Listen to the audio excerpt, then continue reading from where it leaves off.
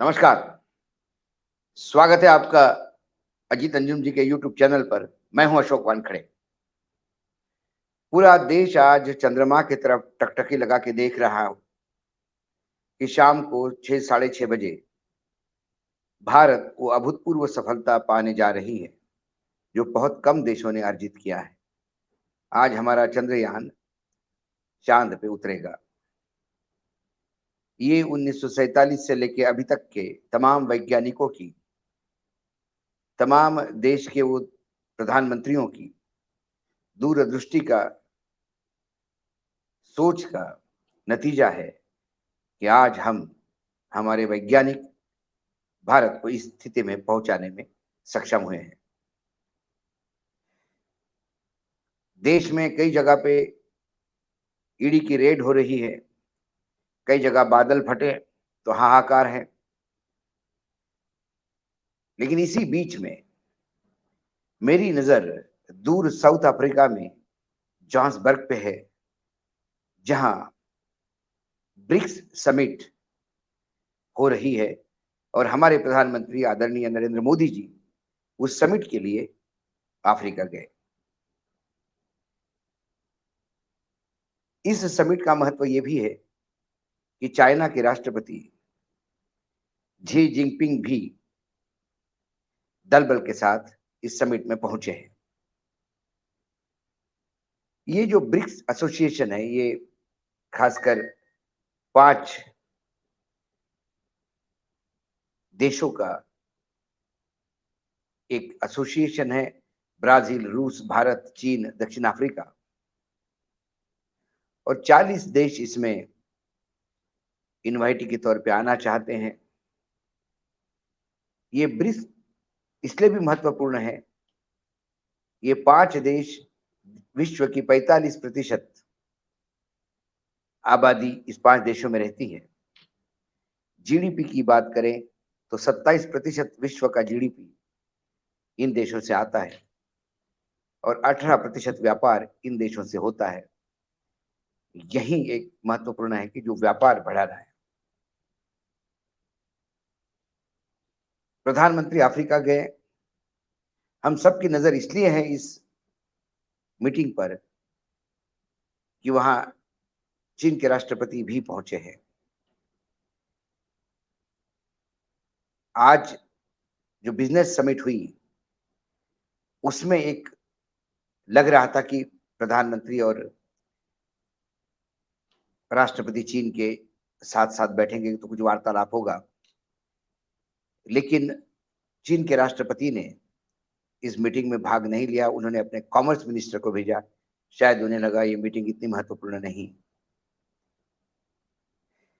लेकिन भारत को आशा है, या सभी मुझ मेरे जैसे कई तमाम लोगों को आशा है कि 24 तारीख को 5 बायलैटरल मीटिंग्स होने जा रही है, जिसमें जो भारत सरकार ने जो नाम दिए उसमें ईरान, इथोपिया और मोजाम्बिक, इन देशों से राष्ट्राध्यक्षों से सीधी प्रधानमंत्री जी से बात होगी। 2 देशों के नाम नहीं लिए। हम सोच के चल रहे हैं कि चाइना में, चाइना के राष्ट्रपति के साथ कहीं आसपास बैठ के बात होने का प्रयास होगा। ये बात बहुत जरूरी है क्योंकि चीन और भारत के बीच में तनातनी के संबंध है। 1962 का युद्ध जहां भारत को हारना पड़ा, बहुत सारा भूभाग चीन के पास चला गया। भारत और चीन की जो बाउंड्री है, बॉर्डर, वो 3488 किलोमीटर लंबी है। और खासकर इसको 3 भागों में यदि हम डिवाइड करें तो एक ईस्टर्न सेक्टर है जहां सिक्किम और अरुणाचल प्रदेश है और 1346 किलोमीटर की बॉर्डर है। मिडल छोटा एरिया है, हिमाचल प्रदेश और उत्तराखंड का कुछ क्षेत्र इसमें जुड़ता है जो 545 किलोमीटर का है। और वेस्टर्न सेक्टर सबसे बड़ा है जो लद्दाख, खासकर लद्दाख, पूरा लद्दाख चाइना के बॉर्डर पे है जो 1597 किलोमीटर है। हमारे यहाँ बॉर्डर पे दोनों तरफ से खींचातानी तो हो रही थी, लेकिन 15 जून 2020 में एकाएक दोनों सैन्यों के बीच में जो टकराव हुआ उसमें एक कर्नल के सहित भारत ने 20 शहीद किए। चीन की तरफ से भी अच्छा खासा ह्यूमन लॉस हुआ। 9 दिसंबर को इसके बाद अरुणाचल प्रदेश के तवांग सेक्टर में फिर 6 जवान शहीद हुए, जो चीन घुसपैठ कर रहे थे उनको रोकने के चक्कर में। इतने दिनों तक शहादत नहीं थी, झगड़े हो रहे थे, लेकिन उसके बाद से लगातार 19 से ज्यादा कई बायलैटरल मीटिंग्स हुई, लेकिन इसमें से कुछ हल नहीं निकला। आखिरी मीटिंग अभी 22 तारीख को हुई थी, जो 19वीं, खासकर लद्दाख सेक्टर में। उसमें सिर्फ इतना तय हुआ था कि कुछ हम हमारे कुछ फोर्स हटा देंगे, आप अपना कुछ हटा दो, लेकिन ये सिर्फ बातें हुई हैं, कुछ कॉन्क्रीट नहीं हुआ। प्रधानमंत्री कहते रहे कि चीन अंदर नहीं आया, फिर बाद में कहने लगे कि चीन चला गया है, लेकिन वस्तुस्थिति क्या है?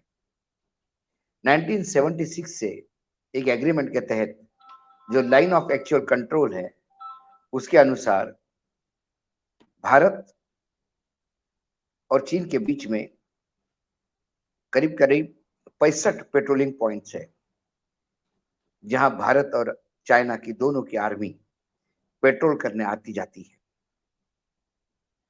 अब जो लेटेस्ट रिपोर्ट है, उनमें से 26 पॉइंट ऐसे हैं जहां भारत अब नहीं जा पा रहा है। इसका मतलब चाइना ने अपने आप को उन पॉइंट पे कब्जा कर रखा है। पिछली बार लद्दाख के सांसद ने पत्र लिखा था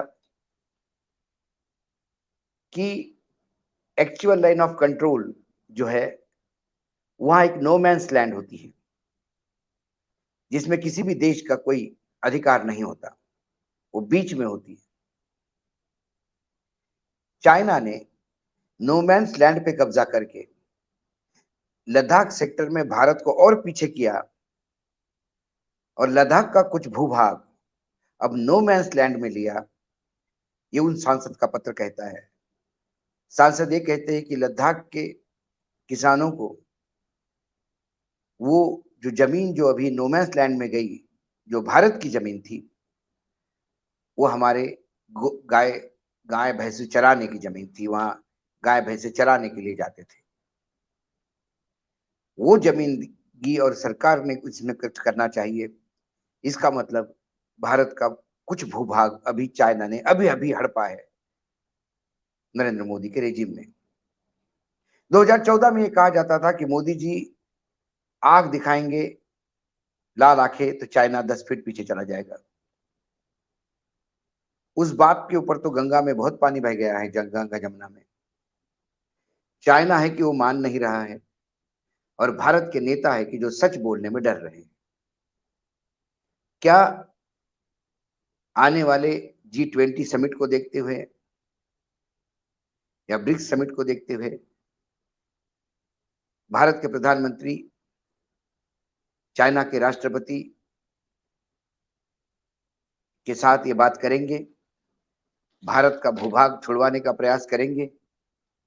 ये तमाम सवाल भारतीयों के मन में है जब भारत के प्रधानमंत्री साउथ अफ्रीका गए। बातें तो बहुत हो रही है कि साउथ अफ्रीका में चाइना का दबदबा है, हम वहां पे अपना जगह बनाना चाहते हैं। बात ये भी हो रही है कि हम आने वाले समय में विश्व गुरु बनने जा रहे हैं। बात ये भी हो रही है कि भारत में सबसे बड़ा हब बनने जा रहा है मैन्युफैक्चरिंग का। बात तमाम होती है, लेकिन ये बातें होती हैं। यथार्थ के धरातल पे क्या है? आज भारत की कई सेक्टर की भूमि चाइना ने हाल ही में मोदी जी की सरकार होते हुए कब्जे में ली। भारत जो 65 पॉइंट पे पेट्रोल कर रहा था, उसमें से 26 पॉइंट पे पेट्रोल नहीं कर पा रहा है। आर्मी के जो जनरल लेवल की मीटिंग्स है, वो लगातार होती है, उसके नतीजे कुछ नहीं आते। हमारे परराष्ट्र मंत्री, विदेश मंत्री हैं, वो चाइना को बहुत अच्छी तरह से जानते हैं। वो चाइना के साथ उनके बड़े घनिष्ठ संबंध है क्योंकि वो चाइना में एम्बेसडर रह चुके हैं, लेकिन लगता है उनके संबंध भी काम नहीं कर पा रहे हैं या उनका आकलन जरूरत से ज्यादा बढ़ा चढ़ा के किया गया है।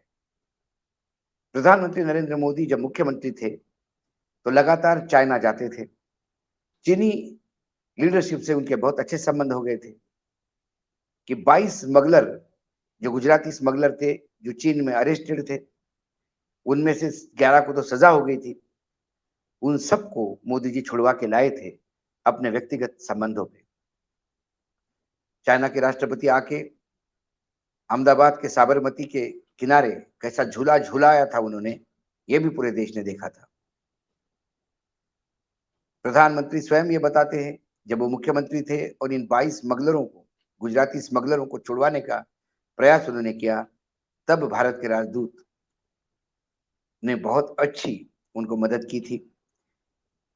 शायद उसी विश्वास पे उन्होंने उनको विदेश मंत्री बनाया। लेकिन हमारे विदेश मंत्री भी सिवाय ललकारने के कुछ नहीं करते। प्रधानमंत्री, विदेश मंत्री ललकारते रहते हैं। प्रधानमंत्री तो चाइना का नाम तक लेने से परहेज करते हैं। दूसरी ओर भारतीय जनता पार्टी जिसकी सत्ता है केंद्र में, उनके जो पितृपक्ष है, जो पितृ संगठन है राष्ट्रीय स्वयंसेवक संघ, उनका स्वदेशी मूवमेंट हो या तमाम चाइना बाइकॉट वाला मूवमेंट हो, वो एक तरफ चाइना का बाइकॉट करने की बात करती हैं और दूसरी तरफ चाइना से भारत के आयात लगातार बढ़ता जाता है।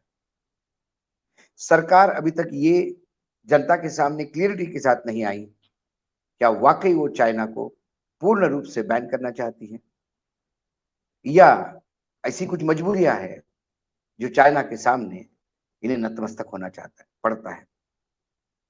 भारत का बार बार चाइना के सामने मार खाना, चाइना के सामने आते से ही हाथ पैर ढीले पड़ जाना, ये समझ के परे है जनता के कि जो नरेंद्र मोदी जी 56 इंच का सीना लेके चलते हैं, जो पाकिस्तान से लेके तमाम चीजों को ललकारते रहते हैं, यूक्रेन और रशिया का युद्ध छुड़ाने में शांति दूत बनने का प्रयास करते हैं, वो चाइना का नाम आते से ही नाम तक लेना पसंद नहीं करते। ये ऐसी क्या बात है।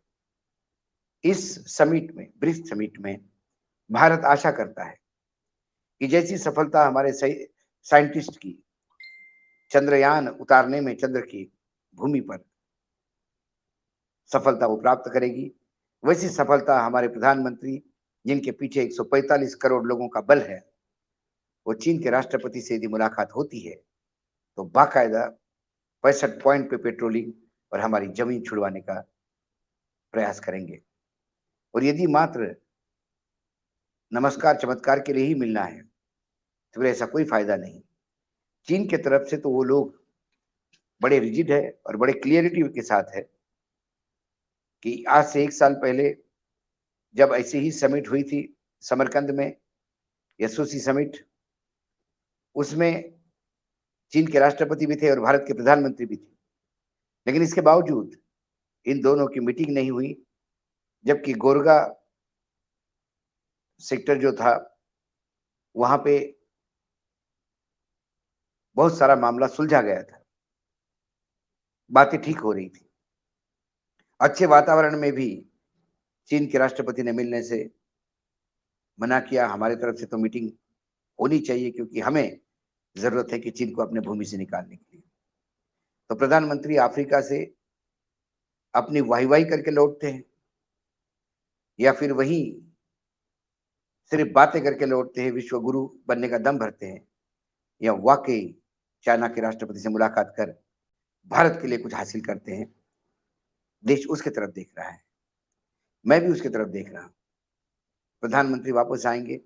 कल की बायलैटरल मीटिंग में आशा है कि चीन के राष्ट्रपति के साथ उनकी मुलाकात होगी क्योंकि 2 राज्यों के देशों के नाम अभी तक सामने नहीं आए। हो सकता है उसमें चीन हो, और हो तो कुछ सकारात्मक भारत के लिए हो। प्रधानमंत्री सिर्फ बात करके नहीं आए, कुछ सकारात्मक करके आए, ये अपेक्षा देश के साथ है। आज इतना ही, कल फिर आता हूं किसी विषय के साथ। तब तक के लिए नमस्कार। देखते रहिएगा अजीत अंशु का यूट्यूब चैनल।